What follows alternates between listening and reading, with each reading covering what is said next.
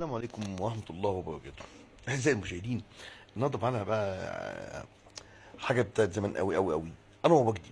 على فكرة أنور وجدي ده في زمنه هو كان إيه يعني فيلم دهب ده كان شكل جسمه مليان. لا ده أنور وجدي بيمثل من قبل الفيلم ده بسنين سنين سنين، وأنا منزل له على قناة أفلام كتير جدا. كان لسه كده حاجة فسفوسة كده رفيع جدا جدا جدا يعني، حاجة صغيرة يعني. و... ومن مقولاته الشهيره بقى يقول لك ايه: يا رب اديني ومش عايز اي حاجه تانية، حتى الصحه ومش عارف ايه. فربنا اداله فعلا فلوس على كده، واداله مواد وحشه حاجه كده اللي توفى بيه يعني. اداله يعني كسب يعني كتير. انا وجدي بقى كان من النوعيه اللي بتحب تشيل ايه، عارف انت بتجيب ايه واحد صنايعي عندك في البيت تقول له ايه: خلصت الكهرباء امتى يا اسطى؟ يقول لك الساعه كذا. اصلا محتاج عايز سباك عشان خاطر مش عارف ايه، يقول له: يا باشا انا خلصت انا كمان السباكه، اصلا انا لسه هبعت للنجار. انا يا باشا انا نجار. هو بالظبط كان انا وجدي كده، سيناريو وحوار واخراج وانتاج كان زمان بص هو واحد كان قايم بالليله. يعني كان في ممثل زمان كان اسمه احمد سالم. ده حكيت لكم عليه قبل كده، مش عارف الناس اللي متابعه معايا، اللي هو بتاع القط الاسود ده اللي كان متجوز ليلى مراد في الفيلم بتاع القط الاسود. الراجل ده برضه كان كل حاجه هو اللي بيعملها.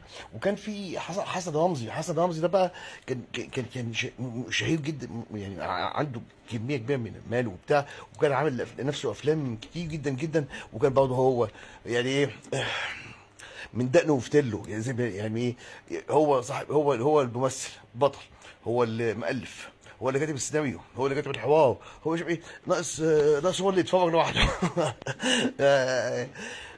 يعني كان في زمان كده كانت بتسيطر عليهم ايه الحته دي قوي يعني. بعد كده ايه بدات الموضوع بقى ايه، خلاص كل واحد يلتزم بايه، بالواجب بتاعه. المؤلف مؤلف، السيناريو سيناريو، والكاتب كده يعني.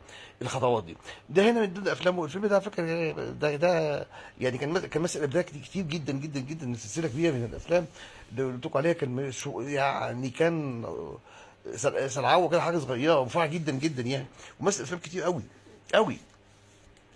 لما بقى لما بقت العصايه في ايده بقى، واتمكن بقى هو المخرج، هو السيناريو، هو بيكتب الحوار بتاع، هو اللي كاتب القصه دي، قصه دهب دي هو اللي مؤلفها. بنت صغيره واحده هتحطها جنب الباب في الشارع، وهتراقب القصه، هتلاقي واحد غلبان اللي هو ايه انور وجدي هياخدها مزيكاتي. يعني هتقابله بالصدفه: ايه ده وانت معاك ايه؟ ده انا لقيت تاخديها. طب يقول له: لا بقى مش هينفع اخليها معاك. هو بقى قاعد ايه يلف الناس: ايه تاخد ده، خد يا عم، خد يا عم، خد يا عم. في دماغه ان هو ولد، لغايه لما روح البيت ولقاها بنت. وكانت جارته ايه زينات صدقي، طبعا عارفينها بقى يعني، فتح والحاجات الجميله يعني. خدها ربها معاه، وبمرور الوقت بقت بتغني معاه.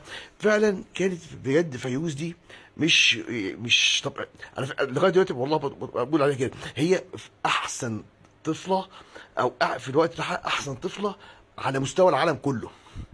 زي الواد بتاع فيلم بتاع ايه، هوم الون، واحد في المنزل الاجنبي. الواد ده برضه كان حاجه فلته، ده فلته يعني، ما تلاقيش منه تاني بقى. خلاص فيروز دي بقى كانت فلته، يعني المفروض يعني ما جاش منها تاني في السن الصغير ده. ورقص واستعراضات يعني وتاخد منك يعني في الحوار تتكلم معاك، تحس ايه ده ولا ممثله يعني قديره شوفوا موقفها بقى. هي اصلا ايه كانت ايه، ماجده حطيتها جنب الحيطه. هو البنت دي كانت بنت عمها اللي هو اللي هو اسمه عمها وعمتها بقى اللي هم اللي متجوزين معاها، جوز عمها وايه ومات عمه ومات عمها. فالاثنين دول قالوا لها: خد البنت دي صوفيها.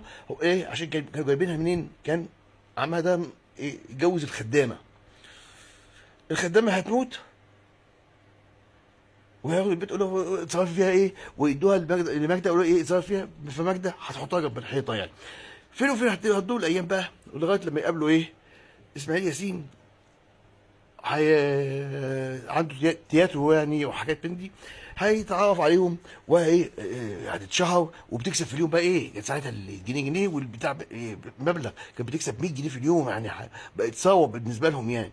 فبالصدفه البحته زينت صدقي كانت رقاصه يعني وبتاع في فيلم، فهتوب بقى وكده وراح الحجاز، فقالت ايه تعدي على الست ايه دهب، اللي هي دهب كان ماجدة الصباحي برضه كان اسمها دهب، تقول لها على الموضوع ده، فالناس الراجل هيقابلها اللي هو ابو دهب ابو فيوز، فهيعرف الحقيقه. فمن هنا بقى هتبدا حته ايه، انا عايز بنتي، انا مش بنتي، مش عارف ايه، عشان خاطر ايه، خلاص البنت بتكسب بقى وبتجيب فلوس، هتروح على المحكمه ويلفوا المحكمه. يعني شوف حدثتها بقى يعني مع القاضي ومع المستشار بقى، لا حاجه جميله جدا جدا.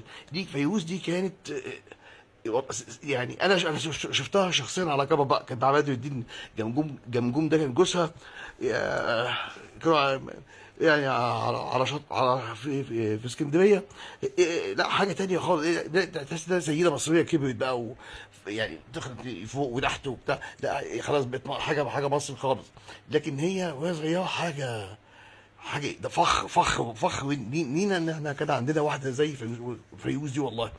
آه، اتمنى ان كنت يعني ايه تأيدوني في الموضوع ده وتتفرجوا على الفيلم، جميل جدا جدا جدا، ما فيهوش حاجه، فيلم بسيط كده، هو عامل ايه حاجه سيمبل كده، انا ومجدي بيحب الحاجات الصغنونه كده سيمبل كده، زي افلامه مع ليلى مراد، فقيره وحبها ليلى بنت الاكابر، ليلى بنت مش عارف ايه، وهو كان بيألف وكان نسيت اقول لكم نسينا نتكلم على موضوع عمر الشريف واسماعيل ياسين. اسف جدا لو وعدتكم بيه المره اللي فاتت، انتظروني المره الجايه لازم احكي لكم على الحوار الجامد جدا جدا جدا بتاع عمر الشريف، وقال ايه على اسماعيل ياسين، وقلل منه جدا جدا جدا في الساحه السينمائيه قدام الناس كلهم. هتستغربوا طبعا انت ازاي يعمل كده. تابعوني واستنوني، وباذن الله في العرض القادم هنتكلم عن الموضوع ده جدا. خليكم معايا، لايك شير، تعليقات اصدقائكم، ارجو ان انا اكون عند حسن ظنكم دائما. على فكره مشيت بدماغكم، وقعتوني انتوا في الموضوع الاجنبيه، وانا ادعو اليوتيوب يا رب يا رب يا رب يشيل القيد اللي حطه عليا في الموضوع اللي احنا فيه دلوقتي. رب اشرح لي صدري ويسر لي امري، يا رب رب اشرح لي صدري ويسر لي امري، رب اشرح لي صدري ويسر لي امري. يا والله المستعان، والله المستعان، والله المستعان، رب اشرح لي صدري ويسر لي امري، يا رب يا رب يا رب. والله فعلا في قيد، والله في ناس بتقول قيد خلاص يعني. بس الحمد لله انا سعيد بان انا ليا قناه وبتكلم معاكم والله فعلا يعني. شكرا جزيلا لسيادتكم، والسلام عليكم ورحمه الله وبركاته.